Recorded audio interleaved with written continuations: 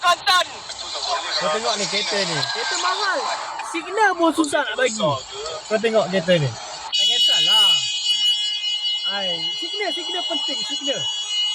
Sebab dah biasa buat. Susah ke nak bagi signal? Ingatlah bodoh. Babi orang Kelantan. Babi bodoh. Orang Kelantan juga yang kena, Allah. Itulah, kereta mahal. Signal pun susah nak bagi. Signal bagilah barang. Benda mudah pun. Bodoh tak ada signal. Marah abang tu. Aduh. Tengok kebanyakan kereta mahal-mahal susah sangat nak bagi signal. Apa yang susah sangat kau nak bagi signal? Alah, kau tekan je lah. Alah, aku rasa signal beli asing ke macam mana? Mahal sangat ke nak bagi signal?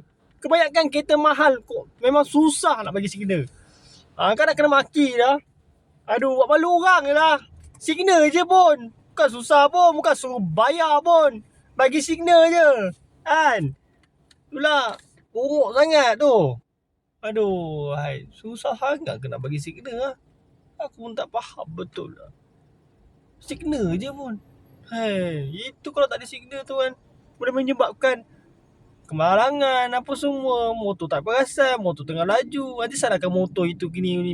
Gampang. Follow lah dulu guys, baru semangat nak buat video.